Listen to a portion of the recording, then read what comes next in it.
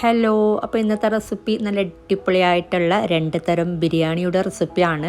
ഒന്ന് അറേബ്യൻ ഫ്ലേവറിലുള്ള സൂർബിയാൻ ബിരിയാണിയും പിന്നെ വേറൊന്ന് നമ്മുടെ നാടൻ ടൈപ്പിലുള്ള തലശ്ശേരി ദം ബിരിയാണി. കല്യാണ വീടുകളിലൊക്കെ നമ്മൾ കഴിക്കാറുള്ള ബിരിയാണിയാണ് കേട്ടോ. തലശ്ശേരി ദം ബിരിയാണി ഞാൻ ഇതിൽ കാണിക്കുന്നത്. ഞാൻ ഓൾറെഡി മുമ്പ് 3 കിലോ വെച്ചുണ്ടാക്കുന്ന ബിരിയാണിയുടെ റെസിപ്പി അപ്ലോഡ് ചെയ്തിട്ടുണ്ടായിരുന്നു. അപ്പോൾ കുറേ പേര് ചോദിച്ചിട്ടുണ്ടായിരുന്നു 1 കിലോൻ്റെ അളവ് കാണിക്കുമെന്നൊക്കെ. അപ്പോൾ ഇത് 1 കിലോൻ്റെ അളവാണ്. നമുക്ക് ആദ്യം സുർബിയാൻ ബിരിയാണി ഉണ്ടാക്കുന്നത് നോക്കാം. അപ്പോൾ നമുക്ക് ആദ്യം സവാള ഒന്ന് നല്ല തിന്നായിട്ടൊന്ന് അരിഞ്ഞെടുക്കണം. ഞാനിപ്പോൾ ഈ ഒരു ഫുഡ് പ്രോസസ്സറിൽ തിന്നായി അരിഞ്ഞ് വെച്ചിട്ടുണ്ട്. ഒരു 7 സവാളയാണ് കേട്ടോ ഞാൻ എടുത്തിട്ടുള്ളത്. ഇത് നമ്മൾ നല്ലോണം ഒരു ക്രിസ്പി പരുവയില്ലേ, ഒരു ബിസ്ത പരുവത്തിൽ ആ ഒരു രീതിയിൽ ഒന്ന് ഫ്രൈ ചെയ്തെടുക്കുക. ഒന്നിച്ചെന്നെ ഇട്ട് കൊടുക്കണ്ട, ഒരു 2 പ്രാവശ്യമായിട്ടൊക്കെ ഇട്ടിട്ട് ഫ്രൈ ചെയ്തെടുത്താൽ മതി. ഒന്ന് ചെറുതായിട്ടൊന്ന് മൊരിയിച്ചെടുക്കുക, ഒരു ലൈറ്റ് ബ്രൗൺ കളർ ആകുന്ന വരെ ഫ്രൈ ചെയ്തെടുക്കാം. അപ്പോൾ നമ്മളിത് ഫ്രൈ ചെയ്തെടുക്കുമ്പോൾ ഓവറായിട്ട് ഫ്രൈ ആകാതെ നോക്കണം, കരിഞ്ഞു പോവാത്ത രീതിയിൽ വേണം ഫ്രൈ ആക്കി എടുക്കാനായിട്ട്. അപ്പോൾ ഇത് നമുക്കിവിടെ ഫ്രൈ ആയി വരുന്ന സമയത്ത് നമുക്ക് വേറൊരു അടുപ്പിൽ ബാക്കി കാര്യങ്ങൾ നോക്കാം. അപ്പോൾ ഇത് ഇടയ്ക്ക് നോക്കാം കേട്ടോ. ഞാൻ വേറൊരു അടുപ്പിലോട്ട് മാറ്റിയിട്ടുണ്ട്. ഇനി നമുക്ക് ഈ ഒരു പാത്രത്തിൽ കുറച്ച് എണ്ണ ചേർത്ത് കൊടുക്കാം, ഒരു 3-4 ടേബിൾ സ്പൂണ്. ഇതിലോട്ട് നമ്മൾ ആദ്യം നല്ലോണം കഴുകി വെള്ളം വാർന്ന് വെച്ചിട്ടുള്ള ചിക്കൻ ഇട്ട് കൊടുക്കുക. ചിക്കൻ നിങ്ങൾക്ക് ഇതിനേക്കാളും നല്ല വലിയ പീസായിട്ടൊക്കെ എടുക്കാം കേട്ടോ. അപ്പോൾ എനിക്ക് ഈ ഒരു രീതിയിലായിരുന്നു ഇതുണ്ടാക്കിയെടുക്കുന്ന സമയത്ത് കിട്ടിയിട്ടുണ്ടായിരുന്നത്. 1 കിലോ ചിക്കനാണ് ഞാൻ എടുത്തിട്ടുള്ളത്. 1 കിലോ ചിക്കൻ മുതൽ നിങ്ങൾക്ക് 1.5 കിലോ ചിക്കൻ വരെ എടുക്കാം കേട്ടോ. ഞാനിപ്പോൾ 1 കിലോനാണ് എടുത്തിട്ടുള്ളത്. കുറച്ച് വലിയ പീസസൊക്കെ ആകുമ്പോൾ നിങ്ങൾക്ക് 1.5 കിലോ ചിക്കൻ വേണമെങ്കിൽ എടുക്കാം.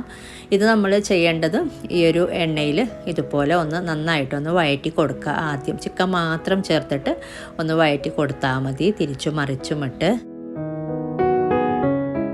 അപ്പോൾ ഇത് ഇത്രയും മതി. കുറേ നേരം വഴറ്റി കൊടുക്കേണ്ട ആവശ്യമില്ല, ഒരു 2-3 മിനിറ്റൊക്കെ ഒന്ന് വഴറ്റി കൊടുത്താൽ മതി. ഇനി ഇതിലോട്ട് കുറച്ച് കാര്യങ്ങൾ ചേർത്ത് കൊടുക്കാനുണ്ട്. അപ്പോൾ സവാള ഇടയ്ക്ക് നോക്കാം. നിങ്ങൾ ആദ്യം സവാള ഒന്ന് ഫ്രൈ ചെയ്ത് വെച്ചിട്ട് ബാക്കി കാര്യങ്ങൾ ചെയ്യുന്നതായിരിക്കും കേട്ടോ കുറച്ചും കൂടെ നല്ലത്. അപ്പോൾ നമ്മളത് ഓവറായിട്ട് ഫ്രൈ ആയിട്ടുണ്ടെങ്കിൽ നമുക്ക് ഒട്ടും കൊള്ളൂല.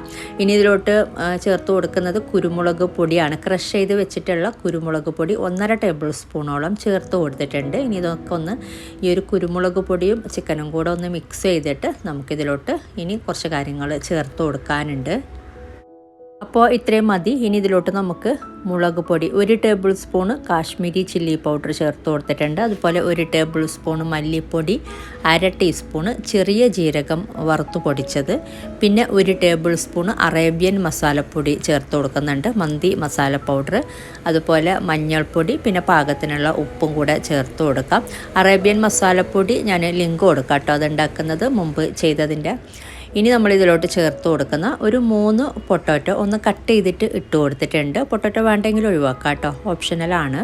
ഒരു 3 പൊട്ടാറ്റോ ചെറുതാണെങ്കിൽ കട്ട് ചെയ്തെടുക്കേണ്ട ആവശ്യമില്ല, വലുതാണെങ്കിൽ ഒന്ന് കട്ട് ചെയ്തെടുക്കുക. ചെറിയ പൊട്ടാറ്റോ ആണെങ്കിൽ നിങ്ങൾക്ക് 4 ചെറുതായിട്ട് ചെറിയ പൊട്ടാറ്റോ 4 ചേർത്ത് കൊടുത്താൽ മതി. ഇനി ഇത് ഈ ഒരു സമയത്തൊക്കെ ഫ്ലെയിം നല്ലോണം കുറച്ചിട്ട് വേണം നമ്മൾ മുളക് പൊടിയൊക്കെ ചേർത്ത് കൊടുക്കാനായിട്ട്. എന്നിട്ട് ഇതുപോലെ ഒന്ന് മിക്സ് ചെയ്തിട്ട് നമുക്കിത് മൂടി വെച്ചിട്ട് ഒന്ന് കുറച്ച് നേരം ഒരു 5 മിനിറ്റൊക്കെ ഒന്ന് വേവിച്ചെടുക്കാം. എന്നിട്ട് ഇതിലോട്ട് നമുക്ക് ബാക്കി കാര്യങ്ങൾ ചേർത്ത് കൊടുക്കാം. അപ്പോൾ ഒരു മീഡിയം ടു ലോ ഫ്ലെയിമിൽ വെച്ചിട്ട് വേണം ഇത് വേവിച്ചെടുക്കാനായിട്ട്. അപ്പോൾ ഇതിലോട്ട് നമ്മൾ വെള്ളമൊന്നും ചേർത്തിട്ടൊന്നുമില്ല, ഇടയ്ക്കൊന്ന് ഇതുപോലെ ഒന്ന് ഇളക്കി കൊടുക്കുക. എന്നിട്ട് വീണ്ടും മൂടി വെച്ചിട്ട് ഒരു 5 മിനിറ്റോളം മൊത്തത്തിൽ ഇത് വേവിച്ചെടുത്താൽ മതി. അപ്പോൾ നമ്മൾ ഫ്രൈ ചെയ്യാൻ വെച്ചിട്ടുള്ള സവാള ഞാനൊരു 2 പ്രാവശ്യം ഇത് ഫ്രൈ ആക്കി എടുത്തിട്ടുണ്ട്. അപ്പോൾ കുറച്ച് ബാക്കിയുള്ളതാണിത്. അപ്പോൾ ഫ്രൈ ആക്കി വെച്ചിട്ടുള്ളത് ഞാൻ കാണിച്ചു തരാം. ഈ ഒരു സമയത്തൊക്കെ ഹൈ ഫ്ലെയിമിൽ തന്നെ വെക്കാം കേട്ടോ. ഫ്രൈ ആയി വരാൻ തുടങ്ങുന്ന സമയത്ത് ഫ്ലെയിം കുറച്ചാൽ മതി. അപ്പോൾ ഇത്രയും ഞാൻ ഫ്രൈ ചെയ്തെടുത്തിട്ടുണ്ട്. പിന്നെ ഒരു കാര്യം ശ്രദ്ധിക്കേണ്ടത്, നമ്മൾ ഫ്രൈ ചെയ്തെടുത്തിട്ട് ഒരു പ്ലേറ്റിലോട്ട് ആക്കിയിട്ട് പിന്നെ അപ്പം തന്നെ നല്ലോണം ചൂടാറുന്നതിന് മുന്നേ ഇതുപോലെ ഒന്ന് സെപ്പറേറ്റ് ആക്കി കൊടുക്കണം. അല്ലെങ്കിൽ നമുക്ക് നല്ലോണം ചൂടാറി കഴിഞ്ഞിട്ട് സെപ്പറേറ്റ് ആക്കി എടുക്കാൻ പറ്റില്ല. നമ്മൾ പ്ലേറ്റിലോട്ട് മാറ്റിയിട്ട് കുറച്ച് കഴിഞ്ഞിട്ട് ചെറുതായിട്ടൊന്ന് ചൂടാറി കഴിയുമ്പോൾ ഇതുപോലെ ഒന്ന് ഇളക്കി കൊടുത്തിട്ട് സെപ്പറേറ്റ് ആക്കി കൊടുക്കുക. അപ്പോൾ നല്ല ക്രിസ്പി ആയിട്ട് നമുക്ക് കിട്ടും, അല്ലെങ്കിൽ മൊത്തത്തിലൊരു കുഴഞ്ഞ പരുവായിരിക്കും. അപ്പോൾ ഇത് ഫ്രൈ ആയി വന്നിട്ടുണ്ട്. ഇപ്പോൾ ഒരു ലൈറ്റ് ബ്രൗൺ കളറായി വരാൻ തുടങ്ങിയിട്ടുണ്ട്. ഈ ഒരു സമയത്തൊക്കെ പെട്ടെന്ന് ഫ്ലെയിം നല്ലോണം കുറച്ചിട്ട് വേണം വെക്കാനായിട്ട്. ഇനി നമ്മളിത് പെട്ടെന്ന് കോരിയെടുക്കാം കേട്ടോ, അല്ലെങ്കിൽ കുറേ നേരം സ്ലോ ആയിട്ടൊക്കെ എടുക്കുമ്പോൾ ബാക്കിയുള്ളതൊക്കെ നല്ലോണം കരിഞ്ഞു പോകും, ഓവറായിട്ട് ഫ്രൈ ആയി പോകും. അപ്പോൾ അതിന് വേണ്ടിയിട്ട് പെട്ടെന്ന് ഇതുപോലുള്ള ഒരു സ്ട്രെയിനറിലോട്ടോ അല്ലെങ്കിൽ ഒരു ഹോളുള്ള തവി വെച്ചിട്ടോ ഒക്കെ ഒന്ന് കോരിയെടുത്താൽ മതി. എണ്ണയൊക്കെ കംപ്ലീറ്റ് ഒന്ന് പ്രസ് ചെയ്തിട്ട് നമുക്ക് ഒരു പ്ലേറ്റിലോട്ട് ആക്കി കൊടുക്കാം. ഇത് ഓവറായിട്ട് കരിഞ്ഞു പോയിട്ടുണ്ടെങ്കിൽ നമുക്ക് കഴിക്കാൻ കൊള്ളില്ല. അപ്പോൾ അതിന് വേണ്ടിയിട്ടാണ് ഈ ഒരു കറക്റ്റ് പാകത്തിന് തന്നെ ഫ്രൈ ചെയ്തെടുത്താൽ മതി. ഇനി നമ്മളിതൊരു പ്ലേറ്റിലോട്ട് മാറ്റിയിട്ട് ഞാൻ നേരത്തെ പറഞ്ഞ പോലെ ഒന്ന് സെപ്പറേറ്റ് ആക്കി കൊടുക്കുക. ഇനി നമുക്കിത് മാറ്റി വെക്കാം. ഇനി കുറച്ച് പണിയുണ്ട്. ഇനി നമുക്കൊരു ബ്ലെൻഡറിലോട്ട് ഒരു വെളുത്തുള്ളി ഫുള്ളായിട്ട് എടുത്തിട്ടുണ്ട്. അപ്പോൾ തൊലിയൊക്കെ കളഞ്ഞ് ഇട്ട് കൊടുക്കുക. വലിയൊരു വെളുത്തുള്ളി തന്നെ ഫുള്ളായിട്ട് എടുക്കുക, ഏകദേശം 1/4 കപ്പിൻ്റെ അടുത്ത്. അതുപോലെ ഇഞ്ചി 1/4 കപ്പിനേക്കാളും നേരെ പകുതി ചേർത്ത് കൊടുത്താൽ മതി, പകുതിയുടെ അടുത്ത് ചേർത്ത് കൊടുത്താൽ മതി, ഒരു 2 ഇഞ്ച് സൈസൊക്കെ. പിന്നെ നമുക്ക് വേണ്ടത് ഈ ഒരു സവാള, നമ്മൾ ഫ്രൈ ചെയ്ത് വെച്ച സവാള ഏകദേശം പകുതിയേക്കാളും കൂടുതൽ തന്നെ ബ്ലെൻഡറിലോട്ട് ഇട്ട് കൊടുക്കുക. ഏകദേശം പകുതിയുടെ അടുത്ത് 1/4 ഭാഗത്തേക്കാളും കുറച്ച് കൂടുതൽ മാറ്റി വെച്ചാൽ മതി. നമുക്ക് ദമ്മിട്ട് കൊടുക്കുമ്പോൾ ലെയറിലോട്ടൊക്കെ ഇട്ട് കൊടുക്കാനായിട്ട്. ബാക്കിയൊക്കെ നമ്മൾ ഈ ഒരു ബ്ലെൻഡറിലോട്ട് ഇട്ട് കൊടുക്കുകയാണ് ചെയ്യുന്നത്. പകുതിയേക്കാളും കൂടുതൽ തന്നെ ഇട്ട് കൊടുത്തിട്ടുണ്ട്. ഇനി വേണ്ടത് ഇതിലോട്ട് അരക്കാനായിട്ട് തൈരാണ്. 1 കപ്പ് തൈര് ചേർത്ത് കൊടുക്കുക.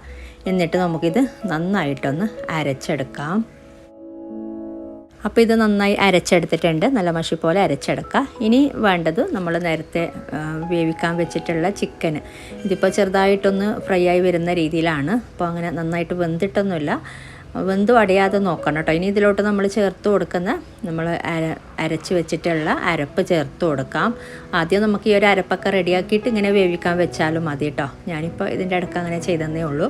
അപ്പോൾ ഈ ഒരു അരപ്പ് ചേർത്തിട്ട് ഇനി വെള്ളമൊന്നും ചേർക്കാതെ നമ്മൾ ആദ്യം ഇത് 1-2 മിനിറ്റ് ഒന്ന് നന്നായിട്ടൊന്ന് ഇളക്കി കൊടുക്കുക. ഒരു മീഡിയം ഫ്ലെയിമിൽ വെച്ചിട്ടൊന്ന് ഇളക്കി കൊടുത്താൽ മതി. അപ്പോൾ ഈ ഒരു മസാലയുടെ ഒരു പച്ചമണം ഒന്ന് മാറാൻ വേണ്ടിയിട്ട് ജസ്റ്റ് ഇതുപോലെ ഒന്ന് ഇളക്കി കൊടുക്കുക. ആദ്യം 1-2 മിനിറ്റ് ഇതുപോലെ ഇളക്കി കൊടുത്താൽ മതി. എന്നിട്ട് ഇതിലോട്ട് നമുക്ക് കുറച്ച് വെള്ളം ചേർത്തിട്ട് ഇതൊന്ന് വീണ്ടും ഒന്ന് വേവിച്ചെടുത്താൽ മതി. അപ്പോൾ ഇതിലോട്ടിന് വെള്ളം ചേർത്ത് കൊടുക്കാം. ഏകദേശം ഒരു 1/2 കപ്പ് വെള്ളം ജാറിലോട്ട് തന്നെ ആക്കിയിട്ട് ചേർത്ത് കൊടുത്തിട്ടുണ്ട്. അരച്ചെടുത്ത ജാറിലോട്ട് തന്നെ നന്നായി ഇളക്കി കൊടുത്തിട്ട് ഇനി നമുക്ക് മൂടി വെച്ചിട്ട് ഇത് ചിക്കൻ വേവിച്ചെടുക്കാം. അപ്പോൾ ചിക്കൻ നന്നായിട്ട് വെന്ത് കിട്ടണം. അതുപോലെ ഈ ഒരു മസാലയൊക്കെ ഒന്ന് തിക്കായിട്ട് കിട്ടുകയും ചെയ്യും. അപ്പോൾ വെള്ളം പോരാന്നുണ്ടെങ്കിൽ വെള്ളം ചേർത്ത് കൊടുക്കാം. ഇതിപ്പോൾ പാകത്തിന് ഇത്രയും മതി. ഞാൻ 1/2 കപ്പ് വെള്ളമാണ് ചേർത്ത് കൊടുത്താൽ മൂടി വെച്ചിട്ട് വേവിച്ചെടുക്കാം. ഇടയ്ക്കൊന്ന് ഇളക്കി കൊടുക്കാം. ഒരു 10 മിനിറ്റൊക്കെ ഒന്ന് വേവിച്ചെടുത്താൽ മതി.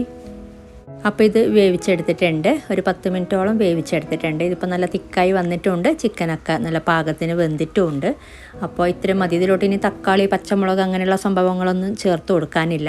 ഇനി നമ്മൾ ഇതിലോട്ട് ചേർത്ത് കൊടുക്കുന്ന വേവിച്ചെടുത്തിട്ടുള്ള റൈസാണ്, ബാസ്മതി റൈസാണ്.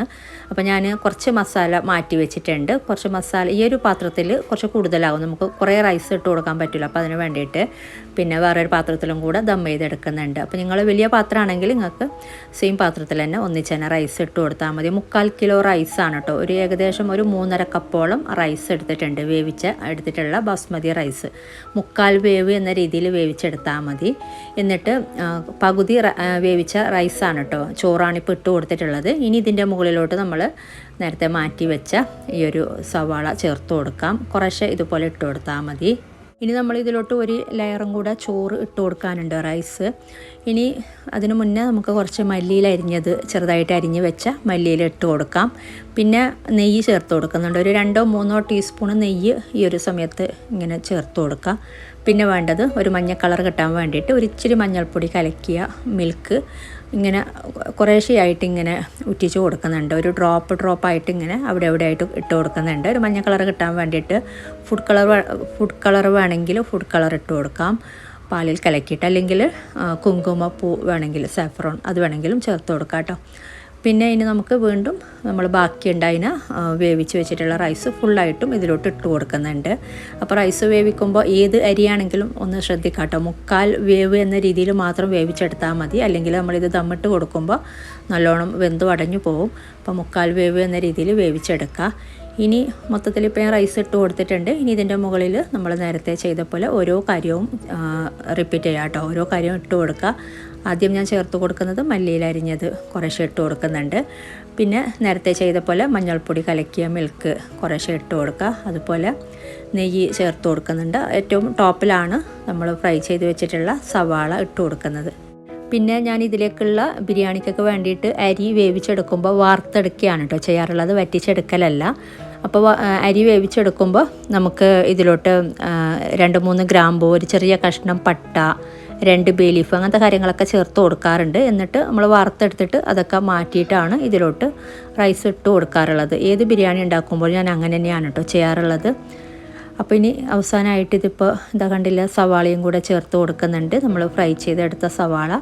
ഇനി നമുക്കിത് മൂടി വെച്ചിട്ട് ഏറ്റവും ലോ ഫ്ലെയിമിൽ ഒരു 10 മിനിറ്റ് 15 മിനിറ്റൊക്കെ ഏറ്റവും ലോ ഫ്ലെയിമിൽ ഒന്ന് വേവിച്ചെടുത്താൽ മതി, ഒന്ന് ദമ്മിട്ടെടുത്താൽ മതി.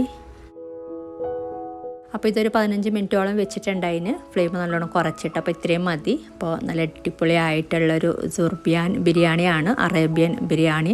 അറേബ്യൻ ഫ്ലേവറൊക്കെ ഇഷ്ടപ്പെടുന്നവർക്ക് എന്തായാലും ഇഷ്ടപ്പെടും. നമ്മുടെ നാടൻ സ്റ്റൈലിലുള്ള ബിരിയാണി പോലെയല്ല, നമ്മൾ ഉണ്ടാക്കുന്ന രീതിയും ടോട്ടലി ഡിഫറെൻ്റ് ആണ്, ടേസ്റ്റിൻ്റെ കാര്യത്തിലും അതുപോലെ ടേസ്റ്റ് ഉണ്ട് നല്ല കഴിക്കാനായിട്ട്. നമ്മളെ നാടൻ ബിരിയാണി പോലെ അല്ല എന്നേ ഉള്ളൂ, പക്ഷെ നല്ല ടേസ്റ്റ് ഉണ്ട് കേട്ടോ. അപ്പോൾ ഇങ്ങനെ ട്രൈ ചെയ്യാത്തവർ ട്രൈ ചെയ്ത് നോക്കിയിട്ട് നിങ്ങളുടെ അഭിപ്രായങ്ങളൊക്കെ അറിയിക്കുക. സൈഡ് ഡിഷായിട്ട് തക്കാളി ചമ്മന്തിയോ അല്ലെങ്കിൽ റൈത്ത എന്ത് വേണമെങ്കിലും നമുക്ക് യൂസ് ചെയ്യാം. അപ്പോൾ ഇനി ഉണ്ടാക്കിയെടുക്കുന്നത് നല്ല അടിപൊളിയായിട്ടുള്ള മട്ടൻ ദം ബിരിയാണിയാണ്. നമ്മൾ കല്യാണ വീടുകളിലൊക്കെ കഴിക്കാറുള്ള ബിരിയാണിയാണ്. ഒരുപാട് പേർക്ക് ഇഷ്ടമാണ് കേട്ടോ ഇത്. അപ്പോൾ ഇതിന് വേണ്ടിയിട്ട് നമുക്ക് കുറച്ച് കാര്യങ്ങളൊന്ന് അരച്ചെടുക്കണം. ഞാനിപ്പോൾ ഇഞ്ചി വെളുത്തുള്ളി ഒന്ന് തൊലിയൊക്കെ കളഞ്ഞ് ചോപ്പ് ചെയ്തെടുത്തിട്ടുണ്ട്. അപ്പോൾ ഇതിലോട്ട് ചേർത്ത് കൊടുക്കുന്നത് ഇഞ്ചി ഏകദേശം നല്ലോണം ക്രഷ് ചെയ്തതാണെങ്കിൽ 1 ടേബിൾ സ്പൂൺ ഇട്ട് കൊടുക്കുക, അല്ലെങ്കിൽ ഒരു 2 ടേബിൾ സ്പൂണൊക്കെ ഇട്ട് കൊടുക്കുക കേട്ടോ. ക്രഷ് ചെയ്തതാണെങ്കിൽ 1 ടേബിൾ സ്പൂൺ മതി. അതുപോലെ ഇതിലോട്ട് വെളുത്തുള്ളി ഏകദേശം 1/4 കപ്പിൻ്റെ അടുത്ത് വെളുത്തുള്ളി, ഒരു വെളുത്തുള്ളി ഫുള്ളായിട്ട് തന്നെ ഇട്ട് കൊടുക്കുന്നുണ്ട്. തൊലിയൊക്കെ കളഞ്ഞ് കട്ട് ചെയ്തിട്ട് ഇട്ട് കൊടുക്കുക. ഇനി ഇതിലോട്ട് ചേർത്ത് കൊടുക്കുന്ന പച്ചമുളക്, അപ്പോൾ പച്ചമുളക് ഒരു 7 8 അല്ലെങ്കിൽ നല്ലോണം ചെറുതാണെങ്കിൽ 10 വരെ എടുക്കാം കേട്ടോ. എരിവിനനുസരിച്ച് നമുക്ക് മാറ്റം വരുത്താം. അപ്പോൾ ഞാനൊന്ന് കട്ട് ചെയ്തിട്ട് ഇട്ട് കൊടുക്കുന്നുണ്ട്, നമുക്കിത് പെട്ടെന്നൊന്ന് അരഞ്ഞ് കിട്ടാൻ വേണ്ടിയിട്ട്. അപ്പോൾ ഇത് നമുക്ക് വെള്ളമൊന്നും ചേർക്കാതെ നന്നായിട്ടൊന്ന് ക്രഷ് ചെയ്തെടുക്കാം, നന്നായിട്ട് അരച്ചെടുക്കാം. ഇതിപ്പോൾ നന്നായി അരച്ചെടുത്തിട്ടുണ്ട്. അപ്പോൾ നമുക്ക് ഇത് മാറ്റി വെക്കാം. അപ്പോൾ ഈ ഒരു ബ്ലെൻഡറിൻ്റെ മൂടിയിലുള്ളതൊക്കെ നമുക്ക് ഇതിലോട്ട് തന്നെ ഇട്ടിട്ട് മാറ്റി വെക്കാം കേട്ടോ. ഇനി ഞാൻ സവാള ഇതുപോലെ നമ്മൾ നേരത്തെ കാണിച്ച പോലെ ഈ ഒരു ബിസ്ത രീതിയിൽ ഫ്രൈ ചെയ്തെടുത്തിട്ടുണ്ട്. 8 സവാളയാണ് കേട്ടോ വേണ്ടത്. 8 സവാളയും നമ്മൾ ഇതുപോലെ ഫ്രൈ ചെയ്തിട്ട് തന്നെയാണ് ചേർത്ത് കൊടുക്കുന്നത്. അപ്പോൾ ഇതിൽ നിന്നും കുറച്ച് ഞാൻ മാറ്റി വെച്ചിട്ടുണ്ട്, നമുക്ക് ഡെക്കറേറ്റ് ചെയ്യാൻ വേണ്ടിയിട്ടും ലെയറിലോട്ട് കുറച്ച് ഇട്ട് കൊടുക്കാനൊക്കെ മാറ്റി വെച്ചിട്ടുണ്ട്. ബാക്കിയൊക്കെ നമ്മൾ ഇതുപോലെ ഒന്ന് പൊടിച്ചെടുക്കുന്നുണ്ട്. കൈ കൊണ്ട് തന്നെ ഒന്ന് ക്രഷ് ചെയ്തിട്ടാണ് നമ്മൾ ചേർത്ത് കൊടുക്കുന്നത്.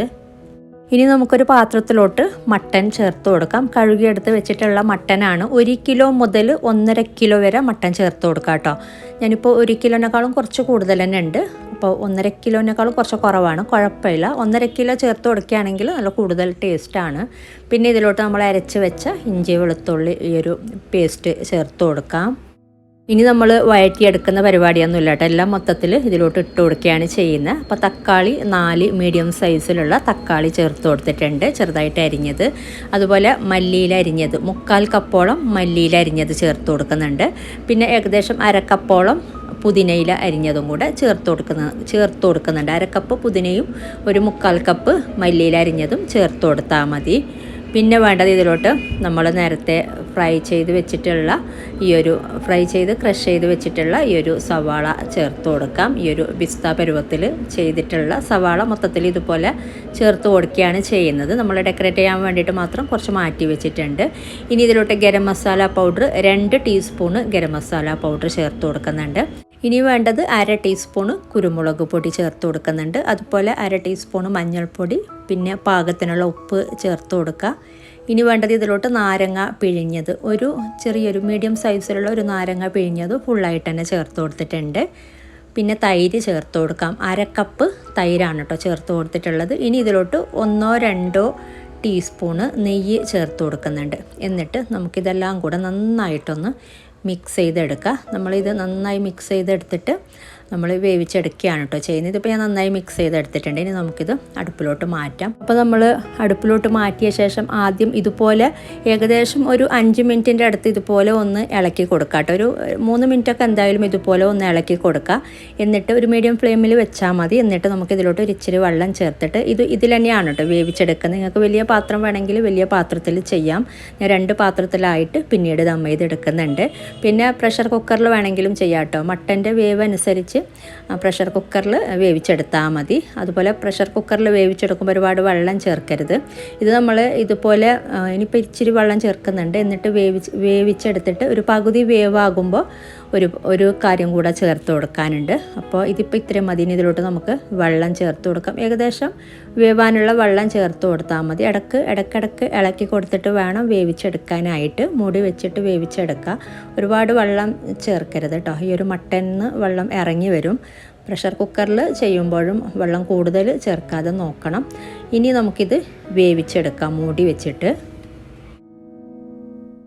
ഇപ്പോൾ ഇത് ഏകദേശം ഒരു 1/4 വേവ് എന്ന രീതിയിൽ വെന്തിട്ടുണ്ട്. ഞാൻ ഇടയ്ക്കിടയ്ക്ക് ഇളക്കി കൊടുക്കുന്നുണ്ട് അതിന്.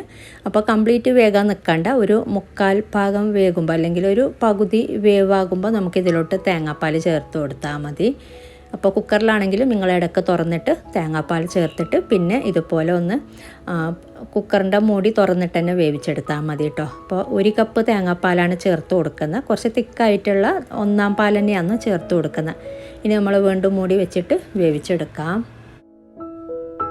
അപ്പോൾ ഇത് വേവിച്ചെടുത്തിട്ടുണ്ട്. നല്ല പാകത്തിന് മട്ടൻ വെന്തിട്ടുണ്ട്. അതുപോലെ മസാല നല്ല തിക്കായിട്ട് കിട്ടിയിട്ടുമുണ്ട്. അപ്പോൾ ഈ ഒരു രീതിയിലാണ് വേണ്ടത്. മസാല നല്ല തിക്കായിട്ട് വേണം നമ്മൾ ഇത് ഉണ്ടാക്കിയെടുക്കാനായിട്ട്. അതുപോലെ മട്ടന് നല്ല പാകത്തിന് വെന്ത് കിട്ടുകയും വേണം.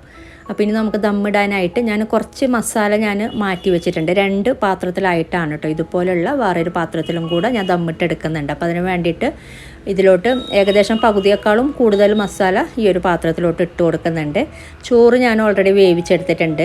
ചെറിയ അരിയാണ് ഏറ്റവും നല്ലത്. തനിമ അങ്ങനെയുള്ള നെയ്ച്ചോറൊക്കെ ഉണ്ടാക്കിയെടുക്കുന്ന ചെറിയ അരി ഉണ്ടല്ലോ ബിരിയാണീൻ്റെ, ആ ഒരു അരിയാണ് ഏറ്റവും നല്ലത്. ഞാനിപ്പോൾ തൽക്കാലം ബാസ്മതി റൈസ് തന്നെയാണ് ഇതിലോട്ടും ചേർത്ത് കൊടുക്കുന്നത്. 1 കിലോ റൈസാണ്, 5 കപ്പ് റൈസാണ് കേട്ടോ വേണ്ടത്. ഇനി നമുക്കിതിലോട്ട് വേവിച്ച് വെച്ചിട്ടുള്ള ഈ ഒരു ചോറ് ചേർത്ത് കൊടുക്കാം. ഇതും നമ്മൾ ഏതാണെങ്കിലും നമ്മൾ ബിരിയാണിയൊക്കെ ഉണ്ടാക്കുമ്പോൾ 1/4 വേവ് എന്ന രീതിയിൽ വേവിച്ചെടുത്താൽ മതി. അല്ലെങ്കിൽ നമ്മൾ ദമ്മിട്ട് കൊടുക്കുമ്പോൾ ഒന്നും കൂടെ വെന്ത് കുഴഞ്ഞ് വരും. അപ്പോൾ അതിന് വേണ്ടിയിട്ട് 1/4 വേവ് എന്ന രീതിയിൽ വേവിച്ചെടുക്കുക. വാർത്തെടുക്കുകയാണ് കേട്ടോ. ഇതും ഞാൻ വാർത്തിട്ട് തന്നെയാണ് ചെയ്യുന്നത്, ഊറ്റിയെടുത്തിട്ട് തന്നെയാണ്, അല്ലാതെ വറ്റിച്ചെടുത്തിട്ടുള്ള ചോറല്ല. ഇനി ഇതിലോട്ട് നമ്മൾ കുറച്ച് മല്ലിയില അരിഞ്ഞത് അതുപോലെ പുതിനയില അരിഞ്ഞതും കൂടെ കുറച്ച് ഇട്ട് കൊടുക്കുന്നുണ്ട്. ഇനി നമ്മൾ ഇതിലോട്ട് ചേർത്ത് കൊടുക്കുന്നത്, ഇതിപ്പോൾ പുതിന അതുപോലെ മല്ലിയില അരിഞ്ഞത് രണ്ടും കൂടെ ഞാൻ കുറേശ്ശെ ഇട്ട് കൊടുത്തിട്ടുണ്ട്. ഇനി ചേർത്ത് കൊടുക്കുന്നത് നമ്മൾ ഫ്രൈ ചെയ്ത് വെച്ച സവാള കുറേശ്ശെ ഇട്ട് കൊടുക്കാം. പിന്നെ നിങ്ങൾക്കിത് ക്ലിയർ ആവുന്നില്ല എന്നുണ്ടെങ്കിൽ ഇതിനേക്കാളും ഡീറ്റെയിൽ ആയിട്ട് ചെയ്ത റെസിപ്പി മുമ്പ് ചെയ്തതിൻ്റെ ലിങ്ക് ഡിസ്ക്രിപ്ഷനിൽ കൊടുക്കാം. അതുപോലെ ഒരു കൂട്ടം ബിരിയാണി ഞാൻ മുമ്പ് ഒരുപാട് ബിരിയാണി ചെയ്തിട്ടുണ്ട്. ഒറ്റ വീഡിയോയിലും ഒരുപാട് ബിരിയാണി ആയിട്ടൊക്കെ ചെയ്തിട്ടുണ്ട്. അപ്പോൾ വേണമെങ്കിൽ അത് ഞാൻ ഡിസ്ക്രിപ്ഷനിൽ കൊടുക്കുന്നുണ്ട് കേട്ടോ. ഇനി നമ്മൾ ഇതിലോട്ട് ഒരിച്ചിരി ഗരം മസാല, ഒരു നുള്ളു മതി, ഇങ്ങനെ സ്പ്രെഡ് ചെയ്ത് വിതറി കൊടുക്കുന്നുണ്ട്.